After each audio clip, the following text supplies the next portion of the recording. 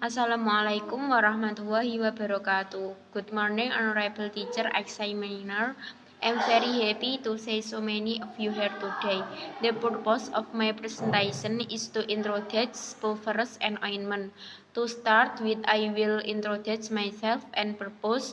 Then I will mention tools and materials. After that, I will explain how to make pulverized and ointment. Finally, I will summarize my presentation. I will try to answer all of your questions after the presentation is over.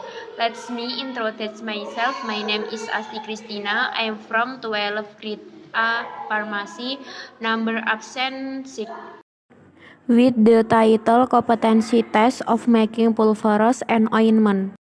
Masuk di bagian pendahuluan, di sini ada latar belakang. Di sini saya akan menjelaskan pengertian pulverized menurut Farmakope edisi 3. Pulverized merupakan sediaan yang diracik satu atau beberapa dari zat aktif, dicampurkan menjadi satu lalu dibagi dalam beberapa bagian sama rata dan dibungkus menggunakan kertas perkamen.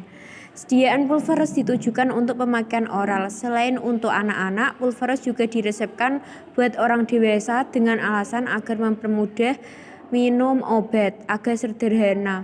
Maka semua dijadikan satu menjadi puyer. Dengan adanya proyek ini, kita jadi tahu bagaimana cara membuat puyer dan salep dengan baik dan tahu apa saja bahan dan alat yang digunakan. Masuk di bagian perumusan masalah. Yang pertama di sini ada bagaimana cara menghitung dosis CTM. Yang kedua apa saja alat dan bahan untuk pembuatan puyer. Yang ketiga ada bagaimana cara pembuatan sediaan puyer. Untuk tujuan praktikum, yang pertama untuk mengetahui cara menghitung dosis CTM. Yang kedua untuk mengetahui alat dan bahan puyer dan salep. Yang ketiga untuk mengetahui cara pembuatan puyer dan salep. Masuk di bagian landasan teori. Di sini ada hukum kefarmasian Undang-Undang Nomor 36 Tahun 2009 tentang kesehatan menyebutkan bahwa praktik kefarmasian meliputi pembuatan termasuk pengendalian mutu sediaan farmasi, pengamanan, pengadaan, penyimpanan, pendistribusian obat, pelayanan obat atas resep dokter, pelayanan informasi obat serta pengembangan obat, bahan obat dan bahan obat tradisional harus dilakukan oleh tenaga kesehatan yang mempunyai keahlian dan kewenangan sesuai dengan ketentuan perundang-undangan. Masuk di bagian pembahasan. Di sini ada form perhitungan biaya resep. Paracetamol harganya 2.500, Ambroxol 1.000, CTM 2.500, equal 1.000. Jadi totalnya 7.000 ditambah tusla 1.000 sama dengan 8.000. Selanjutnya di sini ada screening resep. Untuk perhitungan, paracetamol mengambil 5 tablet, Ambroxol mengambil 5 tablet, CTM 5 tablet dan equal 2 tablet.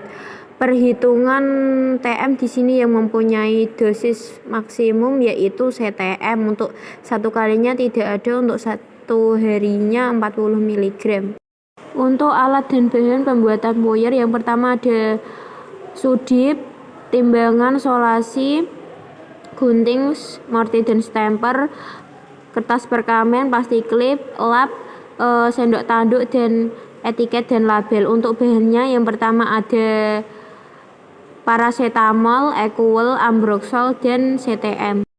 Pasien text medication. Di sini pasien menebus resep.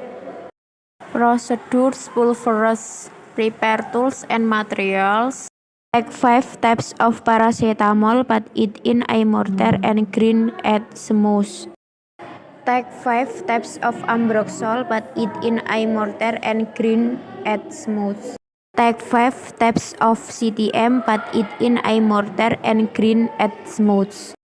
Take 2 taps of equal, put it in a mortar and grind it smooth. Mix all materials at homogeneous. Evenly divide in 10 parts on perkamen paper. Set etiket and label. Di sini saya menuliskan kopi resep untuk menebus obat selanjutnya.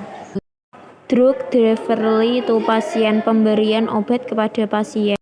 Di sini saya mendapatkan permintaan depo rawat jalan. Yang pertama ada dulcolat suppositoria sebanyak 1 box, yang kedua D-masker sebanyak 5 lembar, yang ketiga D-salep 24, Sekfornas 20 gram. Di sini saya mencari resep standar salep 24 di Fornas halaman 13. Untuk penimbangan bahan, asid mengambil 0,4 gram, sulfur mengambil 0,8 gram, dan vaselin album mengambil 18,8 gram. Untuk alat dan bahan pembuatan salep 24, yang pertama demortir dan stamper, kedua sudip, ketiga solasi, keempat pot salep, kelima plastik klip, keenam sendok tanduk, ketujuh sendok porselen, 8 kertas minyak, yang ke-9 etiket, yang 10 timbangan. Untuk bahan pembuatan salep 24, yang pertama ada vaselin, yang kedua ada asid, yang ketiga ada sulfur, yang keempat ada etanol. Untuk pembuatan depo, yang pertama menyiapkan alat dan bahan. Selanjutnya menimbang asidum salisikum sebanyak 0,4 gram, masukkan ke dalam mortir, lalu tetesi etanol 95% sebanyak 8 tetes, gerus larut. Selanjutnya menimbang sulfur 0,8 gram, masukkan ke dalam mortir, gerus homogen.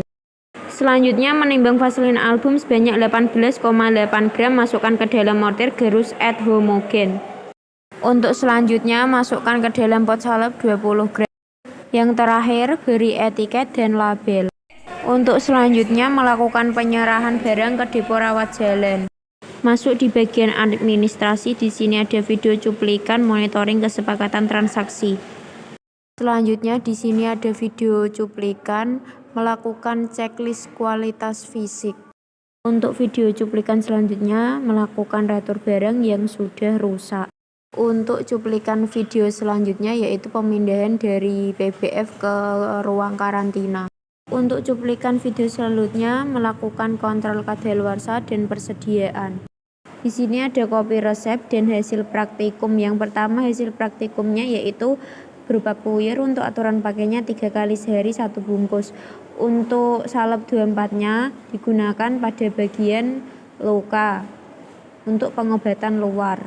Masuk di bagian penutup, conclusion. After I did the practicum, I now move about how to calculate CTM doses, and I became more knowledgeable about the tools or ingredients for making pulverized and ointment preparation, as well as knowing how to make pulverized and ointment preparation properly and correctly. Masuk di bagian referensi. Di sini saya mencari kelarutan dan dosis maksimum di Farmakope edisi 3. Dan untuk mencari resep standar salep 24 saya mencari di buku Fornas atau Formularium Nasional edisi kedua. That's all I can say. Sorry if there is a wrong word, action, unintentional. That is all from me. Wassalamualaikum warahmatullahi wabarakatuh. See you.